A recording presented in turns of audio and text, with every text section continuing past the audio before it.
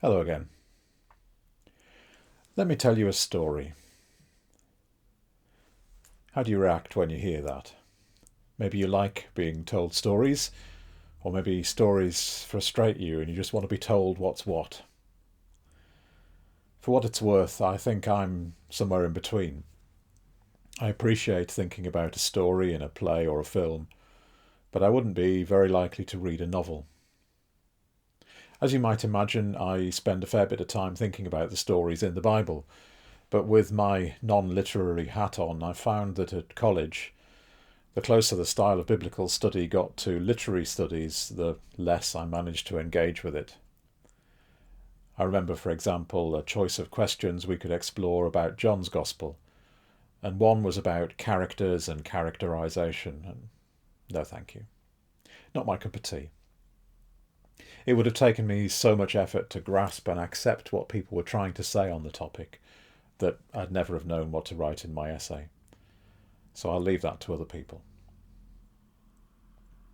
And when occasionally I've heard someone preach who preaches by just telling a story, I realise that this is something which is probably good for some people, but I come away thinking, well, that was just telling a story and I don't know what to make of it.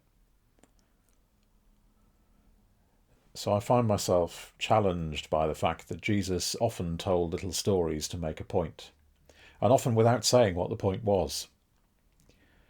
And I find it fascinating in my own reading and in my own preaching to wonder whether what we've tended to think of as the point of these stories is really the only possible point of these stories. Because despite the long history of the sermon illustration, stories are not just illustrations. The best religious art, or you might say the thing which actually is art, is making its own point. It's not just an illustration of a point, or a doctrine, or whatever.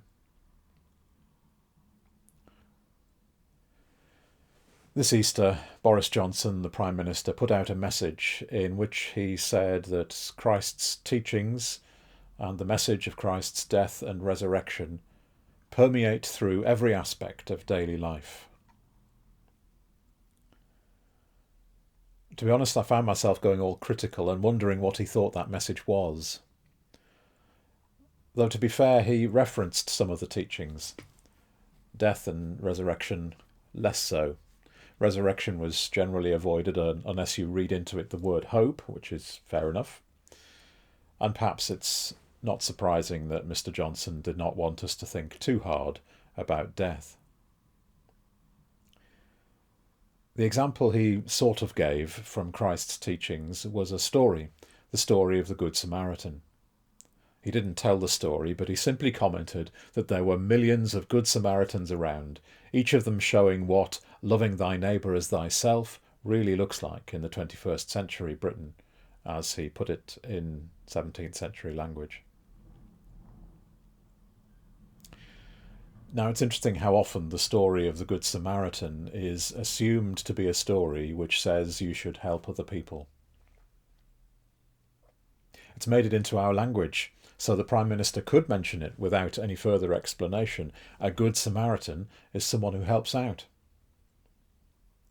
Of course, the story does feature someone helping out, but to use the story just to mean that we should help people in need, is to miss the whole point of it being a Samaritan.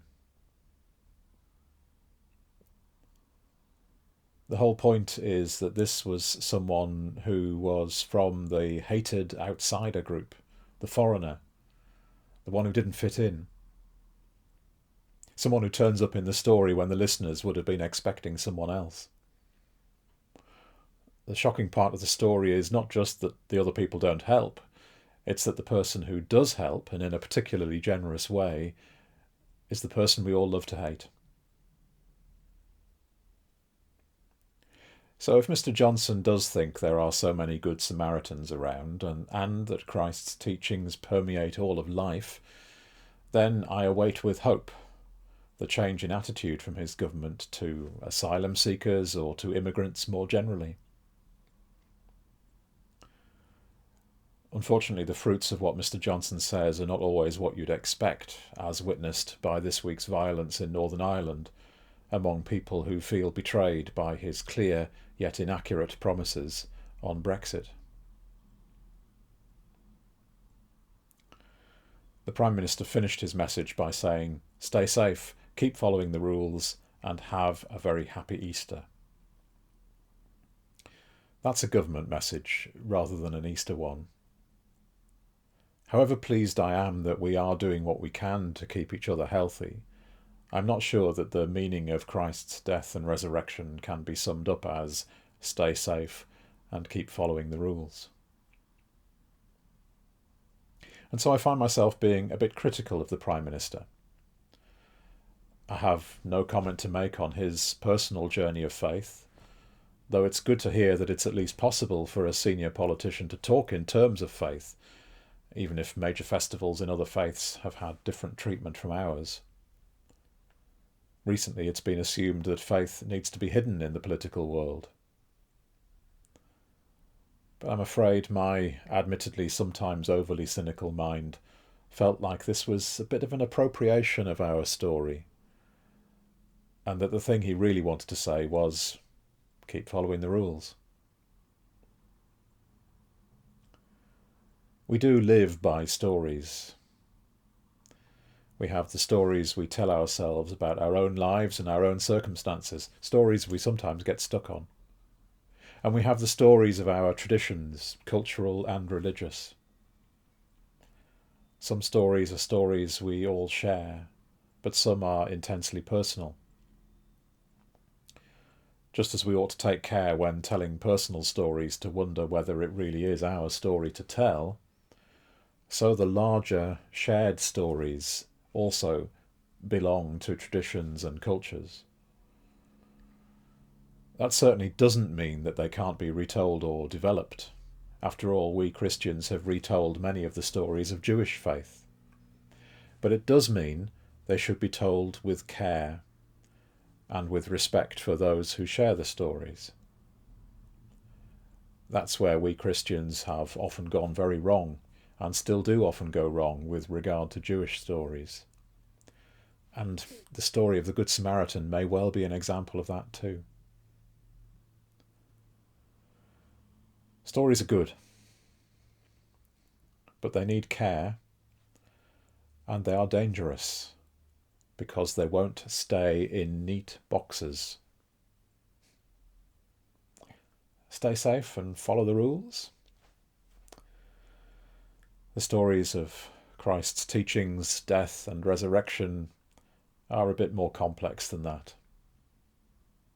And Easter is a time when we celebrate that staying in neat boxes is not what God is about.